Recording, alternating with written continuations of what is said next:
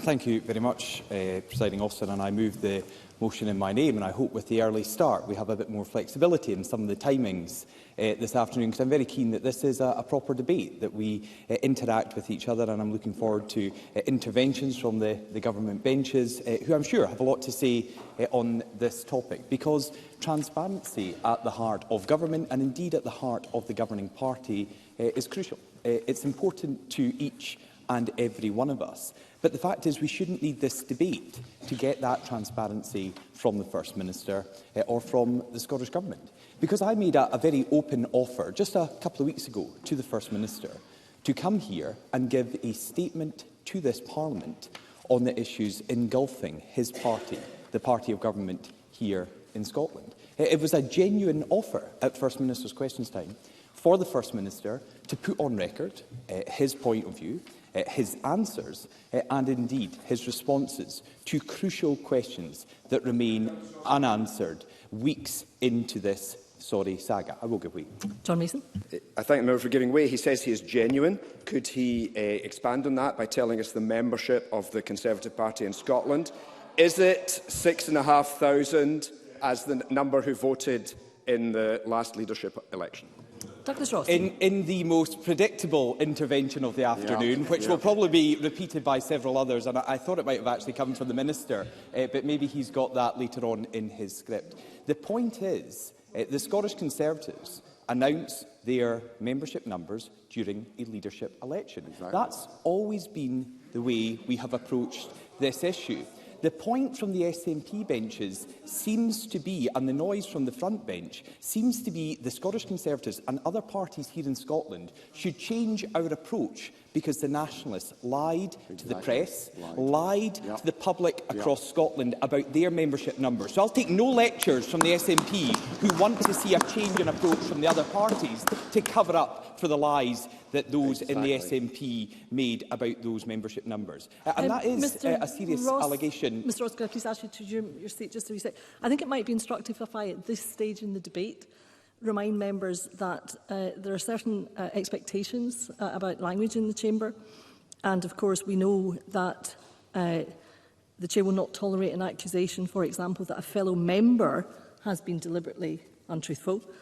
I would also perhaps remind members of a statement made by previous presiding officer, the late Sir Alex Ferguson, who reminded members at the time that the words lies, lying or liar should not be used in the Chamber in relation to other members, and indeed he went on to add, and preferably not at all. Douglas Ross.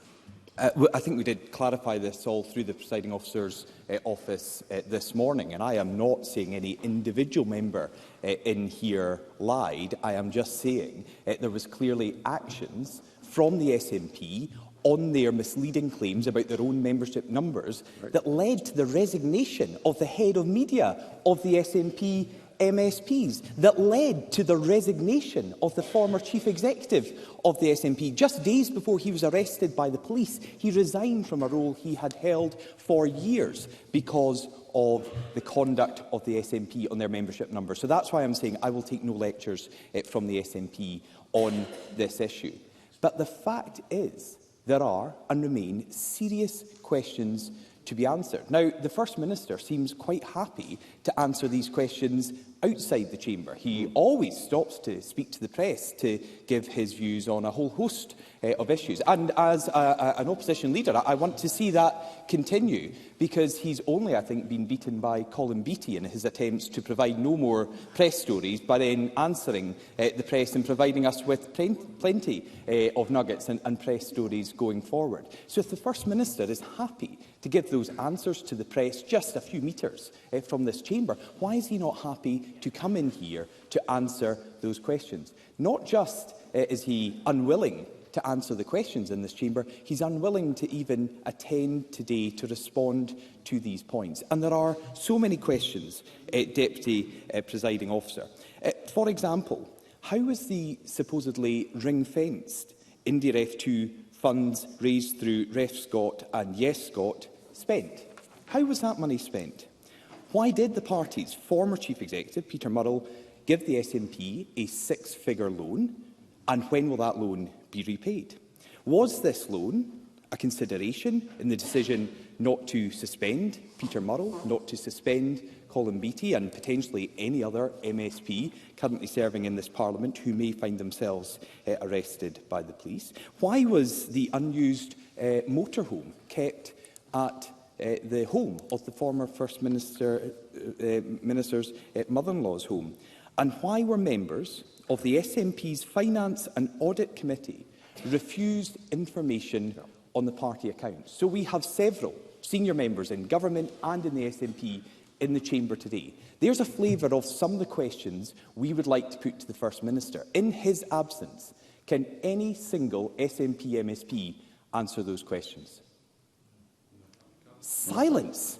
Silence. We've got the Deputy First Minister of the Government, the Deputy Leader of the party here in Scotland, and no answers to very basic questions that are being asked by our constituents and members of the public across the country. Now, I think it's really important that we have transparency at the heart of government, and we have a governing party that is willing to answer these questions.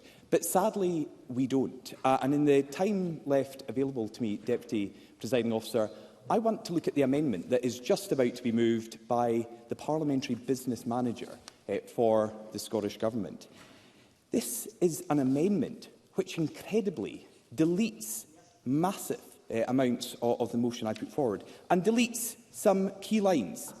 George Adam wants SNP MSPs tonight to vote for an amendment that deletes that they agree the scandal engulfing the party of government here in Scotland should be properly scrutinised and debated. Why would you not want that properly scrutinised and debated?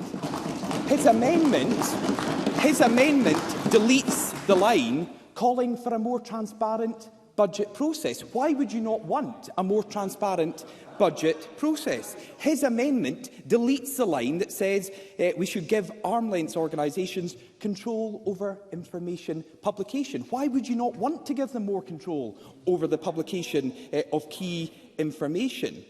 And it also deletes the line that calls for an improvement in the scrutiny of the breach of ministerial code. Why would any MSP representing the governing parties here in Scotland tonight vote for that amendment which takes out these key lines on transparency, on openness? Deputy Presiding Officer, today marks 16 years since the SNP were elected into government. And during that time, we have seen secrecy, spin and cover-ups from the heart of government. Today is an opportunity for SNP members to say enough is enough. It has been happening for too long. They can do that by voting for the Scottish Conservative motion tonight, supporting the Labour amendment, which adds to the scrutiny we are seeking, and voting down the shameful amendment from the Scottish Government, which wants to delete so much of the transparency this Parliament and the people of Scotland deserve.